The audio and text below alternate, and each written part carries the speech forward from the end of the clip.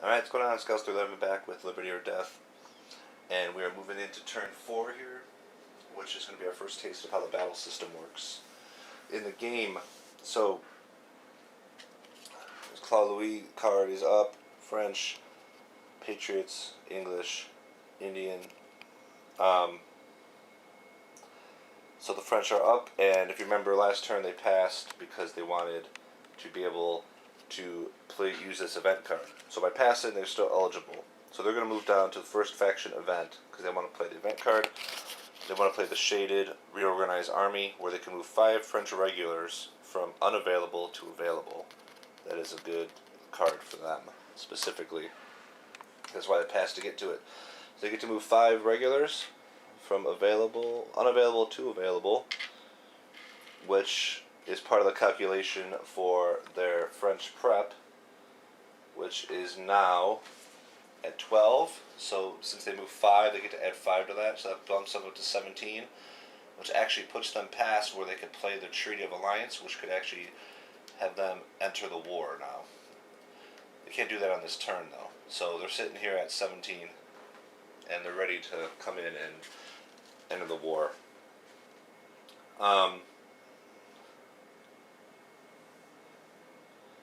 So that is that for them. French are done. So now the Patriots would be up, but because they acted last turn, they are ineligible. So the British are the next faction on the card. So the British have to, if they want to do something, command and may add a special activity since the French did an event. So they are going to do that. And they are going to take the first fight of the game. So they take a command and special activity. So they're going to use their battle command. Let's take a look at that in the commands. So battle. Eliminate enemy pieces and risk losing friendly troops is the purpose of the battle command. Any space and or West Indies with British and Rebellion pieces, which is New York Colony is where they're going to do this. So they have British and Rebellion pieces there. 1 resource per space selected, so 1 space, so they're going to move the resource down from 2 to 1. And basically, in 1 space or West Indies at the time, execute according to the battle procedure table. Okay, so there's a table on how to fight. So there's a couple things they could have done. They could have done naval pressure if they wanted to, which would have given them 3 more resources as an option, 1d3 resources. So they could have attacked multiple areas on the board, because you have to spend 1 resource to attack. They only had 2. If they wanted to try to attack Quebec, but the thing about Quebec is, while there's British and Indian, and there's a Patriot militia here. The Patriot militia is underground here, which means that they could just avoid the conflict. But if they wanted to do that, they could end up using the naval pressure special activity, because they do get 1 this round also, to spend resources to attack multiple places. They could have got some extra resources and then use those resources for extra battles in different spots. They're not going to choose to do that. They're going to choose to skirmish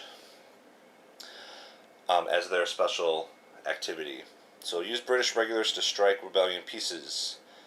Accompanying command, any but not in a battle, garrison, destination, or a muster space. So they can't do it in the same space they're attacking, or mustering, or garrison, but they can do it somewhere else. So New York City here only has 1 continental sitting there. So they're looking over there. The location, 1 space or West Indies with British regulars and Rebellion pieces, and no battle, garrison, or muster in the space. Remove 1 Rebellion cube, active militia, or 2 Rebellion cubes, active militia, and 1 British regular. Or, if no Rebellion cubes or active militia, remove 1 Patriot fort and 1 British regular cube, and forts are removed to casualties. Alright, so with all those options there, that can happen with the skirmish. Basically, if there's one, if you can remove 1 rebellion cube and take no losses for the British. They can remove 2 rebellion cubes or militia and 1 British regular, so a 2-for-1 deal there. If there's no rebellion cubes or active militia and there's a patriot fort and a British regular, they could take the fort, and the regular also is removed. So what we're going to do here is they're just going to take out take out 1 cube of the rebellion. So as a skirmish, they don't take any losses because they're only removing 1 cube. There's only 1 cube here anyway, so they take that and it goes into the casualties. And because that goes into casualties, the cumulative rebellion casualties actually increases from 3 to 4 now, because they just took a casualty. So that is increased for the British, and now the British, as their normal command for the turn, that was their special activity, the skirmish, they're going to actually battle. So there's a whole table, of course. See if I can find the table to show it to you, even though I'm not really going to use the table specifically as much as use the book to describe the actions. Table. Table, where are you? Huh. Well, you know what? Right now we can't find the table. Alright, it was off to the side in a weird area. So, here's the battle table. A lot of stuff going on here, as you can see. Basically, you calculate force levels. You calculate enemy loss level with some modifiers. You remove and win the day if that triggers. So that's basically how the battles work. So we're going to go step by step through with the explanation in the tutorial on how this is going to go down. So the British are the attackers on this space because they initiated the battle. Force levels are calculated first. So since they're the initiating faction, the British make all decisions for the Royalists being the British and the Indians. So since there's Indian war parties there, they could choose to have them join the battle. But they're not going to choose that because they're going to use those underground war parties as a modifier to their role, which is something that you can do. So you count up the pieces, the attacking force. So first you count up the regulars, which is 9. So there's 9 regulars, so that's 9 to their force level. 1 for each of the 9 regulars, and then you include Tories up to the number of regulars. So if there's more than 9 Tories, you can only add 9. You can't go over, but there's 5, so they get to add all these Tories into the fight. So that's 14 total, 9 plus 5. So they have 14 force level. And the Patriots calculate the defendant force level. So there's 3 Continentals in New York. So 1 for each of those. So they have a total force level of 3. So basically it's 14 to 3. Obviously in favor of the British. So now since they've calculated that, we determine the loss levels. So you determine how many 3-sided dice are to be rolled by dividing its force level by 3 and rounding down to a maximum of 3 dice. So the dice in this game comes with blue dice, red dice, and a black. They're all 3-siders. They actually are 6-siders with 2 1s, 2 2s, and 2 3s. So they're still basically 1d3s in a way, but they're 6-siders. I kind of like these dice, actually, instead of the normal 3-sider dice. So 14, the British have 14 force level divided by 3, rounded down is 4. So they get 4 dice, but the maximum they can roll is 3 dice. So they take 3 reds. And then the Patriots is 3 divided by 3, 1. So they get 1 die for the Patriots. Not looking good for them.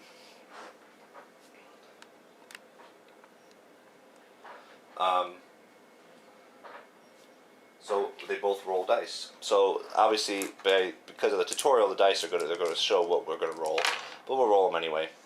So according to the tutorial, the British roll a 1, a 2, and a 3. and the Patriots roll a 3. So now we determine how many losses are by the amount on the dice plus modifiers. So the British is modified, and there's a list here of all the modifiers.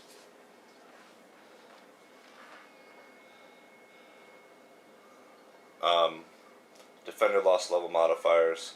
So, alright.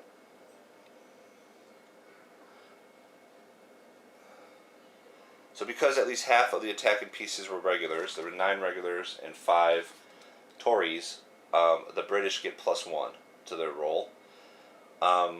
If at least one attacking side had a piece underground, which is they had, because the war parties, we didn't flip them to add them to the fight, they're still underground. So the reason the British did that was to add an additional +1 to the roll, as you see. And then, so that's +2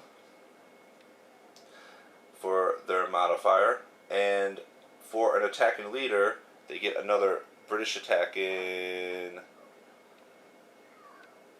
at least one attacking leader +1. So if you look on the space, the leader Brant is in this space for the Indians, but since he's part of the British, they can use him in the fight. So that's +3 to the modifier. Half of the attacking pieces were regulars, one of the attacking sides were underground, and there was a leader. So that's +3 to the roll. So the roll is 3, 4, 5, 6 +3 is 9. And the other problem thing on the other side is Washington is actually defending for the Continentals in New York. So if you look at the modifiers, Patriots, French defending with Washington -1. So they get +3 for their bonuses, but because Washington is there, they take 1 bonus away. -1, so they have a total of +2 to their modifier roll. So they rolled 6, which bumps them up to 8.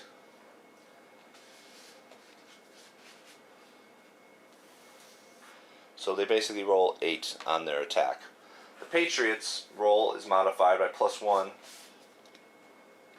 for at least one defending leader, +1. So they roll a 3.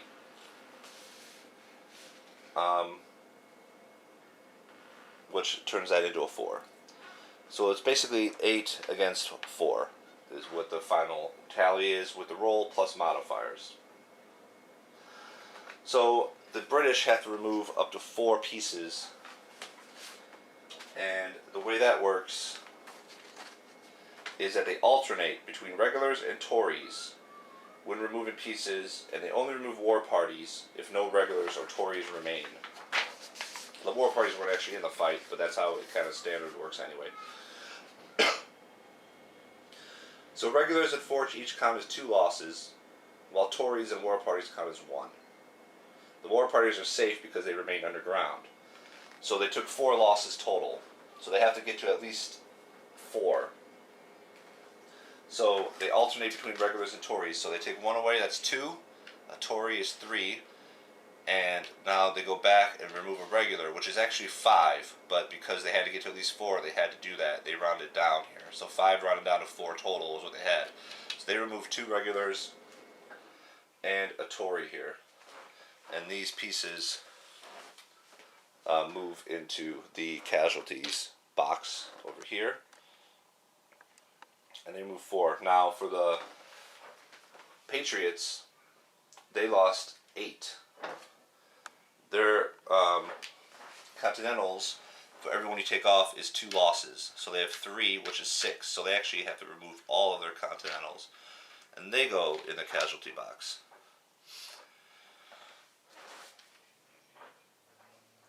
If there were French regulars there or militia, you remove them. They rotate. French regulars, Continentals, militia, and that's how the rotation goes for there. But there's only Continentals there, so they only take those off.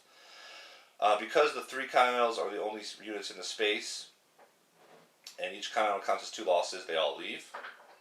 completely eliminated the Patriots from the space. They actually had more losses than they took off the board, but because there's nobody left, they just leave it at that. And now there's a bonus thing we have to look for, which is if somebody won the day. It's called win the day. So if there's a battle with cubes or a fort lost on both sides, and the loser removed 2 or more pieces, one side will win the day. Is how that works. The British are the winner despite an equal number of pieces removed. So we each removed 3 pieces. So it's a tie technically.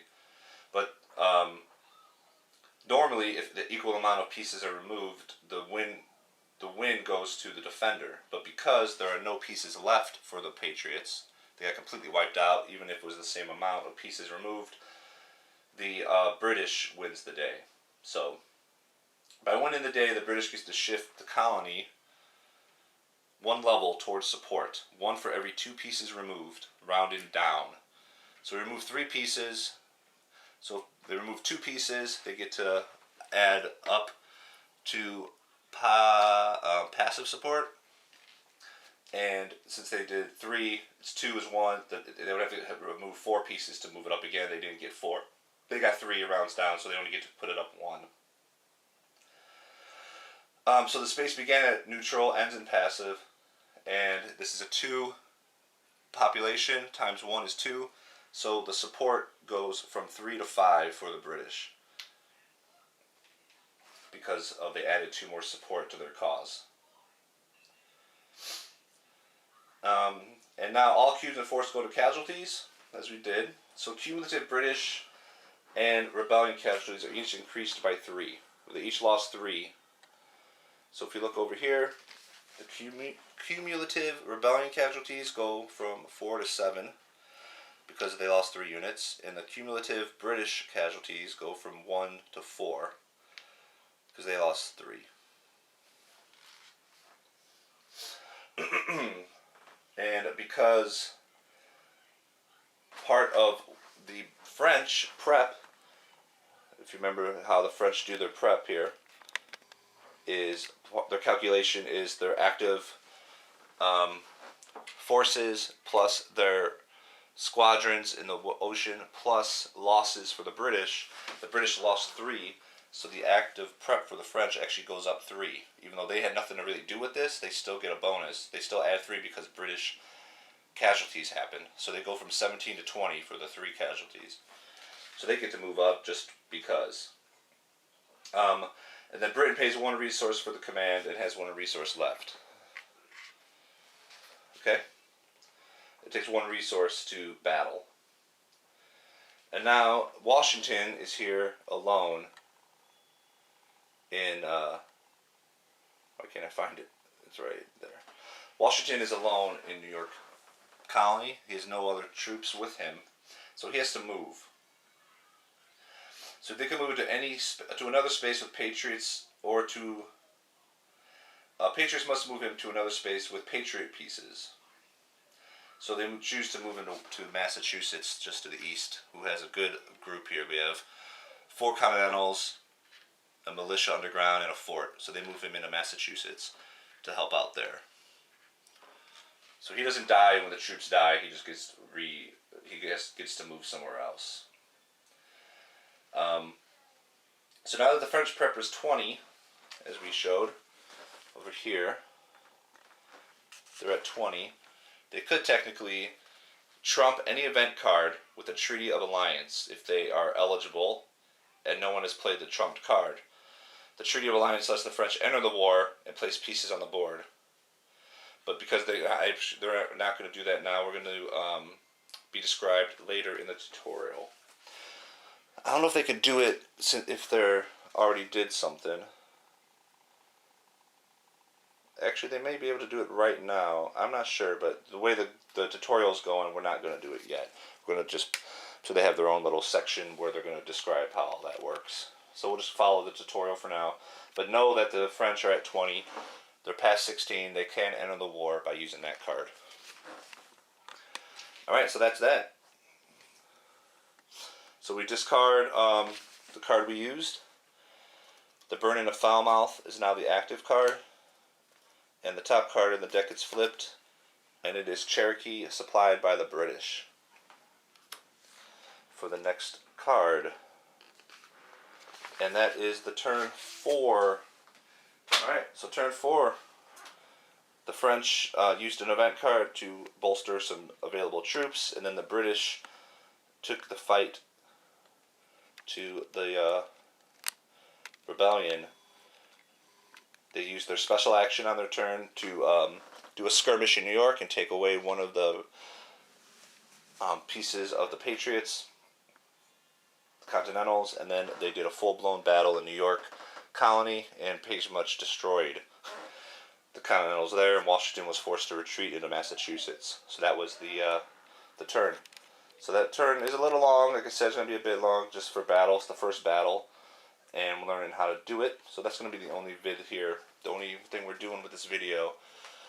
And we'll move on to the next one. Now remember, there's 9 turns and then a winter turn, which is where things happen on the bottom of this track. So we are moving into turn 5 here. So we're moving at a good pace, I think. Pretty good pace to learn the game. Hopefully, if you're watching, you're kind of getting a little bit of how this game flows, how it works. The tutorial is great to have to learn. I'm excited once I do the tutorial to sit down and actually play it myself and do my own stuff. Obviously, learn. But learning this way, I think, is really cool. All right, so thanks for watching, everybody who did, and we'll see you on turn 5. Or actually, turn 6. No, turn 5. I just said that too. Turn 5. All right, see you later. Take care.